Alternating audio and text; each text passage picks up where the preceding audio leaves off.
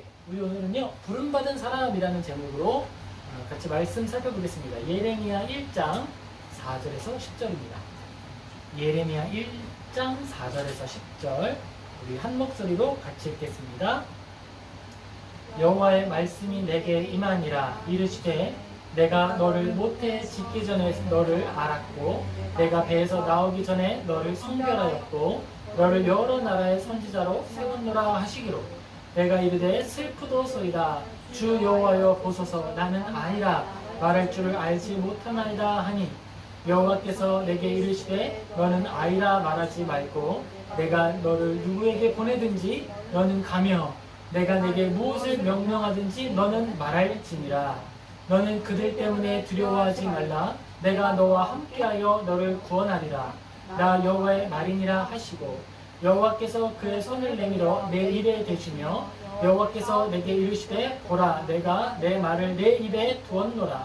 보라 내가 오늘 너를 여러 나라와 여러 왕국 위에 세워 내가 그것들을 뽑고 파멸하고 넘어뜨리며 건설하고 심게 하였느니라 하시니라. 네, 얼마 전 8월 15일은요 무슨 날이었죠? 광복절이었습니다. 광복절. 제가 기억이 나요. 광복절 때 이제 아주 훌륭한 목사님들이 좋은 메시지를 전해주셨던 위로가 있습니다. 광복절 때 예배를 드리기도 했어요. 쉬는 날인데 그래서 함께 예배하고 특별히 부어주신 하나님의 은혜에 대해서 생각해보기도 했습니다. 우리 오늘 금요 기도회는 약간 그런 자리가 되면 좋겠어요. 우리가 시대 위에 부름을 받았다. 그리고 시대를 살아낸 그리스도인이라는 마음가짐을 가지고 한 걸음씩 나아가면 좋겠습니다. 자, 예레미야는 어떤 사람인가요? 예레미야는 하나님의 사람입니다. 자, 예레미야는 하나님의 사람인데요. 유명했을까요? 안 유명했을까요? 안 유명했어요. 그런데 유명했어요. 자, 무슨 말이냐면 안 유명했다라고 하는 건 대중들에게는 알려지지 않았어요. 그런데 유명했다라고 하는 건 권력자들에겐 이름이 드러나 있어요. 대중들은 예레미야를 몰라요. 왜냐하면 예레미야 말고 좋고 훌륭하고 화려한 사역자들이 많았거든요. 근데 예레미야를 아는 사람들은 중심 귀족들이나 예루살렘의 이스라엘을 다스리는 사람들이었어요. 왜요? 그가 하나님의 사람인 줄을 알기 때문에 그들은 알고 있었어요. 그런데 재밌는 건 이 예레미야가 하나님의 사람인 줄 알던 사람들이 예레미야의 이름을 드러내고 알리는데 힘썼느냐? 그러지 않았다는 거예요.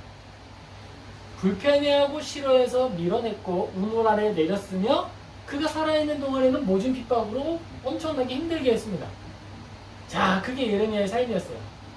예레미야는 시대를 조망할 줄 아는 안목이 있는 사람이었습니다. 그걸 어떻게 알 수 있을까요? 오늘 본문을 통해 알 수 있는데요. 6절을 통해 알 수 있어요. 6절 다시 한번 읽어보겠습니다. 시작. 내가 이르되 슬프도소이다. 주 여호와여 보소서 나는 아이라 말할 줄을 알지 못하나이다 하니. 아멘. 자, 지금 예레미야는요 내가 하나님께 부름받았다는 이 사실 때문에 뭐하고 있습니까? 실망하고 있어요. 아, 큰일 났다. 나 망했다. 나 이거 못해요. 이렇게 말하고 있습니다. 왜 그랬을까요?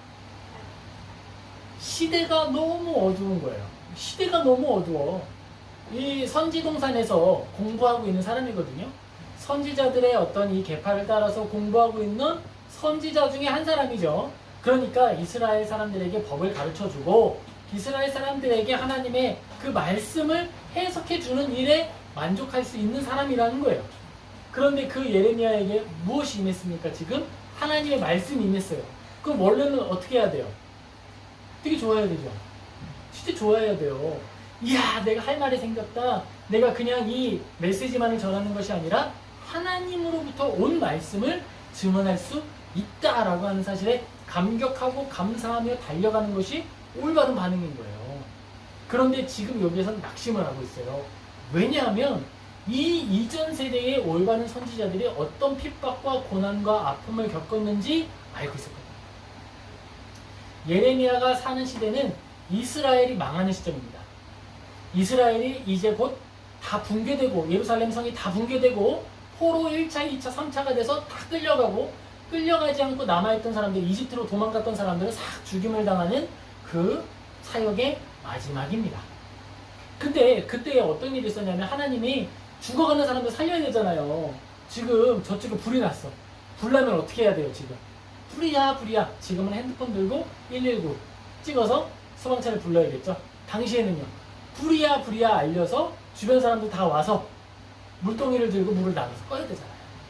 그 일을 하는 사람이 바로 선지자들이었고, 이스라엘 사람들이 멸망에 이르기 이전에 수많은 선지자들이 각종 왕들에게 다가가서 예언을 했습니다. 이러다 다 죽어. 이렇게 가면 안 돼. 이렇게 예언을 하는 시기가 있었다는 겁니다. 이미 수많은 역사를 통해서 사례들이 있었습니다. 그러니까 예레미야의 이 반응이 나오는 거예요. 한두 명이 나간 게 아니었거든요. 옛날에 어떤 선지자가 있었습니까? 엘리야라고 하는 선지자가 있었어요.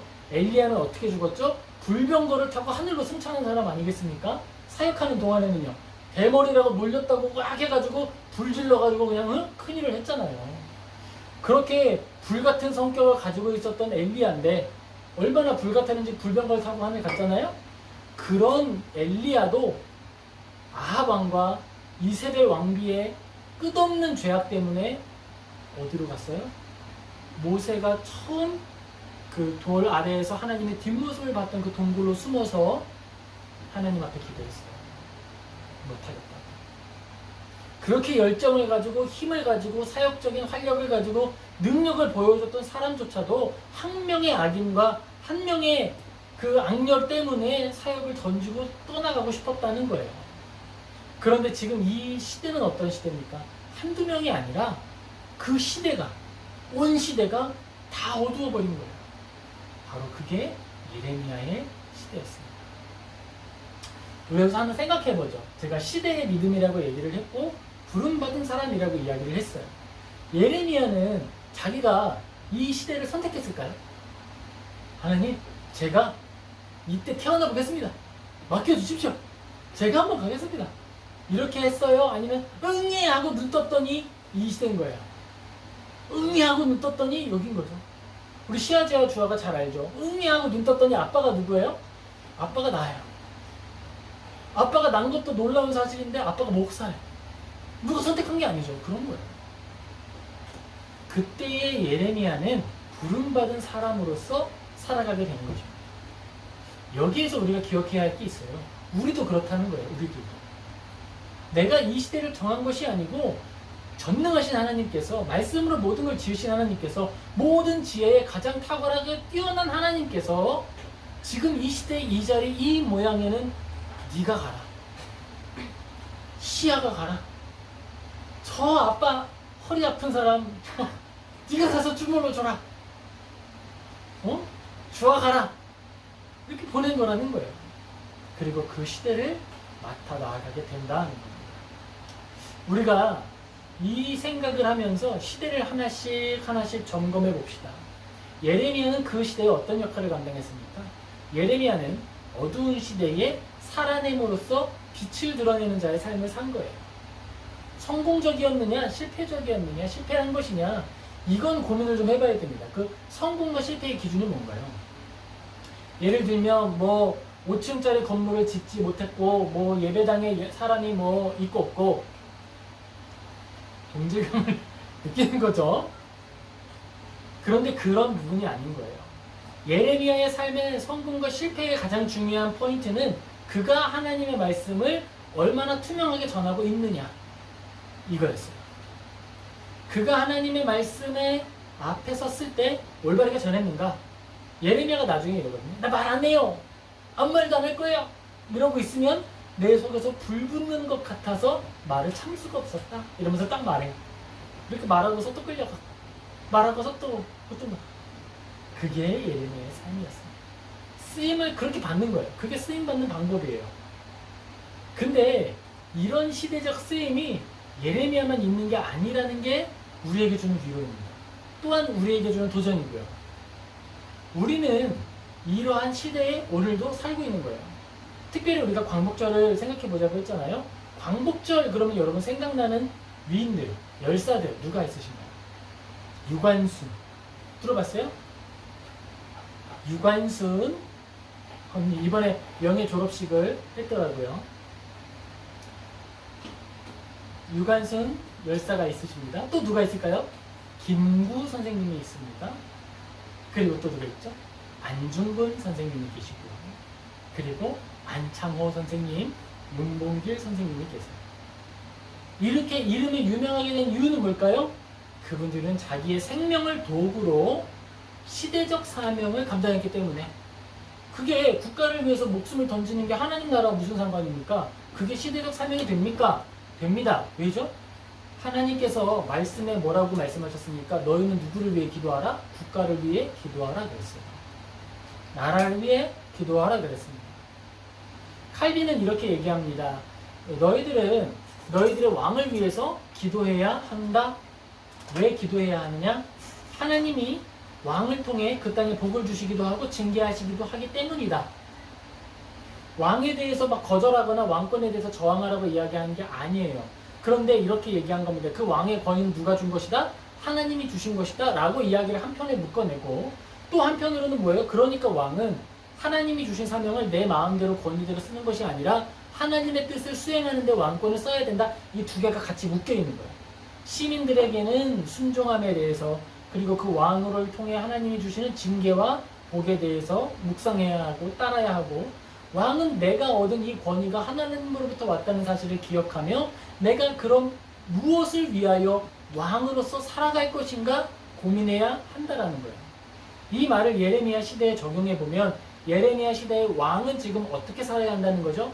내가 왕으로서 가진 권위가 나를 위해 주어진 것이다 아니다 라고 하는 마음가짐을 가지고, 내가 이 땅 가운데 왕이 된 것은 시민을 위한 것이며 국가의 명예를 위한 것이고 국가의 이익을 위해 존재한다라고 하는 명확한 인식, 명확한 정체성을 가지고 살아갔어야 한다라는 거예요. 그리고 김구 선생님과 유관순, 안중근, 윤봉길, 안창호 선생님들은 나는 대한민국의 시민이며 일본은 이 대한민국의 자유를 찬탈한 침략 국가다라고 하는 큰 인식을, 역사적 인식을 가지고 나는 저항자가 될 것이다 라고 자기의 목숨을 도구 삼아 투신한 거예요. 예레미야도 마찬가지죠.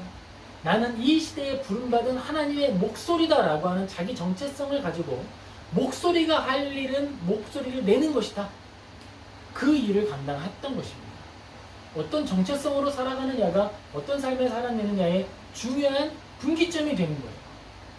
그리고 그가 실패하느냐 성공하느냐가 주변 사람의 시선이 아니라 하나님의 사명, 나를 이 땅 가운데 부르시고 세우신 하나님께 있다라고 하는 사실을 믿을 때 우리는 우리의 사명에 대해서 돌아볼 수 있는 거예요.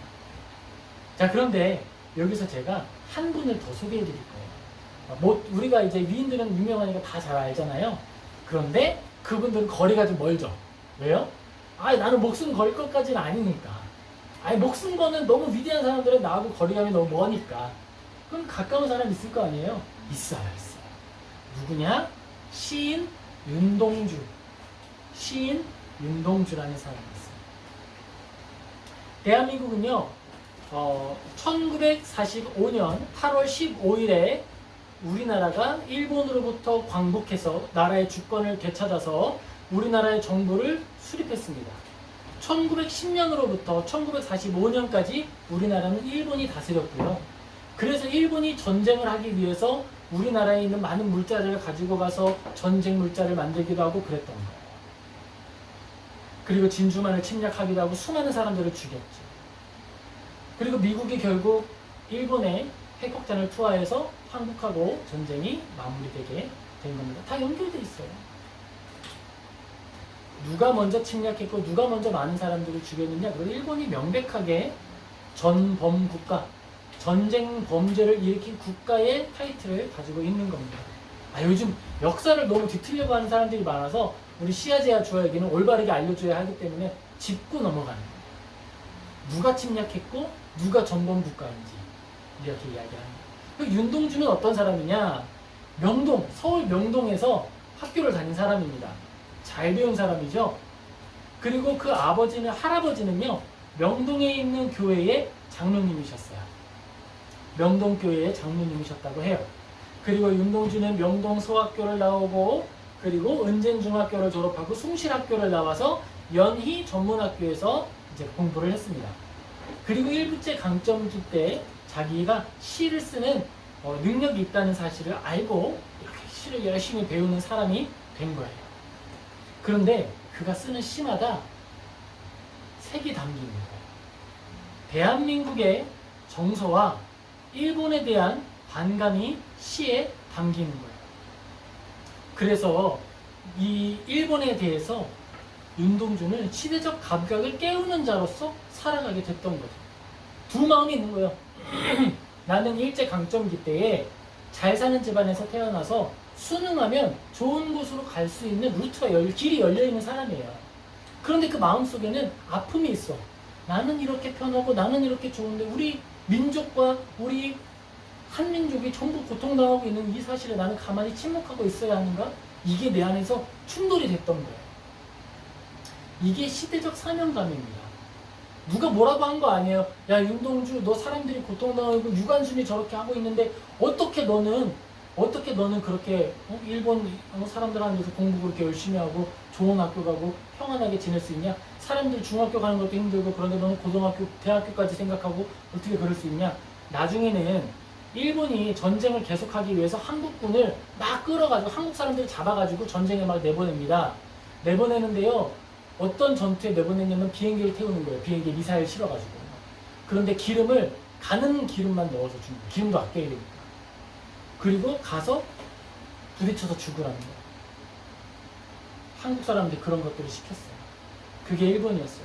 그래서 강제징용을 피하기 위해서 우리 윤동주 시인은 일본으로 유학을 가게 됩니다. 그런데 거기에서도 계속 시를 썼죠. 그런데 그 시 속에서는 그가 가지고 있었던 내적 충돌이 그대로 표현이 됐던 거예요. 그리고 그는 그 일본에서 1944년 2년형을 선고받고 치안유지법에 대한 반환란 혐의로 잡혀가서 감옥에 들어가게 돼요. 그리고 1945년 2월 16일에 죽게 됩니다. 그 친구는 3월 7일에 죽게 돼요. 언제 우리나라 전쟁이 끝났다 그랬죠? 일본이 언제 떠나갔다 그랬죠? 1945년 8월 15일. 그런데 윤동주 선생님 언제 죽으셨어요? 6개월. 광복을 6개월 앞두고 감옥에서 돌아가신 겁니다. 그가 남긴 여러 가지 시가 있습니다. 그런데 그의 시에 나오는 이제 시간 목록 속으로 보면 이런 시 제목들이 있는 거예요. 시 집의 제목이에요. 태초의 아침, 또 태초의 아침, 새벽이 올 때까지 무거운 시간, 식자가 바람이 불어. 그리고 그 안에 별에는 밤이나 서시 같은 곳에는 그 안에 스며 있는 기독교적인 배경이 담겨 있는 거죠. 윤동주 씨가 어떻게 살았죠? 일제강점기 때에 잘 사는 집안에 태어나서 가만히 있었으면 시대적 평등을 누렸을 거예요. 그런데 그걸 내 몫으로 여기지 않았다. 그게 내게 아니다라고 생각했다는 거예요. 고민했다는 거예요. 고민. 그런데 그가 고민을 가지고 있었는데 어떻게 성공을 했어요? 뭔가를 해냈습니까? 남자가 칼을 뽑았으면 무라도 썰어야지 무를 썰었나요? 아니요. 감옥에 잡혀갔고요. 2년 뒤에 죽었어요. 그가 살아낸 인생은 그게 끝이었습니다. 그런데 그가 남긴 시는 그가 죽은 이후에도 계속 말하면서 우리에게 그 시대적 분위기와 환경들을 그리고 우리가 어떤 생각을 가지고 살아야 하는지를 지시하는 나침반과 이정표가 되어 주는 거예요. 저는 그렇게 생각해요. 예레미야가 했던 일과 윤동주 시인이 했던 일이 일치하는 면이 있다고 봐요. 그 둘은 자기가 어떻게 시대에 편승하며 편리할 수 있었는지를 알고 있었습니다. 그런데 그 길이 내 길로 여겨지지 않았던 거예요. 어떻게 하면 내가 좋고 편한 길을 선택할 수 있는지 잘 아는 거죠. 하지만 그것을 거절하게 되는 결정적 이유가 있다는 겁니다. 예레미야에게 있어서 그 결정적인 거절의 이유는 뭐였을까요? 그것은 하나님께서 그 예레미야 안에 심어주셨던 사명감이었습니다. 네가 무엇을 위해서 부름받았고 어디를 향해 걸어갈 것인지. 윤동주 시인도 마찬가지죠. 내가 할 수 있는 일 안에서 그는 자기의 일을, 자기의 마음을 그대로 표현함으로써 내재적 독립투사의 길을 걸어갔던 것이에요. 명백하게 하나님께서 걸어가게 하셨던 그 길을 걸어갔던 거죠. 이제 이 시대적 상황을 우리에게 적용해 봅시다. 우리가 태어났다는 시기, 우리가 태어난 이 시대에 우리가 저항해야 할 것은 무엇이고, 이 시대에 우리가 하나님의 뜻을 따라 온전히 걸어가야 할 것은 무엇일까요? 김구 선생님이나 유관순, 안중근, 윤몽길, 안창호, 이 사람들이 특별했던 겁니까? 아니면 이들이 살아냈던 시대가 특별했던 것입니까? 그 시대에 이 5사람만 살고 있었나요? 아니면 이름이 기록되지 않은 수많은 사람들이 있었던 것입니까? 그렇죠. 이름이 기록되지 않았고 불리지 않았지만 수많은 사람들이 함께 연합해서 걸어갔던 시대적 사명과 시대적 여정이 있었던 거예요. 오늘 우리에게도 마찬가지입니다. 이 시대는 현대 시대요, SNS가 발달한 시대며, 이 시대에는 많은 사람들이 지성을 가지고 움직이는 시대다라고 생각하면서, 그러니까 한 개인이 할 수 있는 일은 없어, 이렇게 생각하고 있지는 않습니까? 그런데 아니라는 거예요. 우리는 이 시대를 위해 부름을 받았고, 이 시대에 우리가 해야 할 일과 할 수 있는 일이 있다는 거예요. 그것이 꼭 드러나는 일처럼 김구 선생님이나 유관순 열사처럼 그런 일이 아닐 수 있는 겁니다. 살아내고 죽는 일일 수 있어요. 아주 죽을 때까지 고뇌하다가 감옥에 들어가서 아무도 모르게, 언제 죽었는지 아무도 정확하게 모르는 그때의 죽는 모습이 될 수도 있는 거예요. 그런데 그것에 개의치 않을 수 있어야 한다는 것입니다. 왜죠? 우리에게 주어진 나의 성공과 실패는 하나님 안에서 평가될 것이기 때문에. 제일 중요한 건 뭐예요? 내가 이 시대를 위하여 어떤 사람으로 부름받았는가라고 하는 것을 돌아보고 깨닫는 거예요. 나를 역사적 인물로서 인식하는 것이 가장 중요하다라는 겁니다.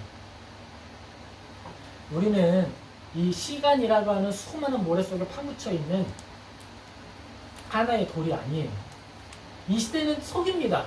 아유, 돈 버는 일 해야지, 돈 되는 일 해야지, 성공하는 일 해야지, 그렇게 얘기하면서 시대적 관점과 내가 해야 할 사명적 일 관점에는 눈을 돌리게 만들어요.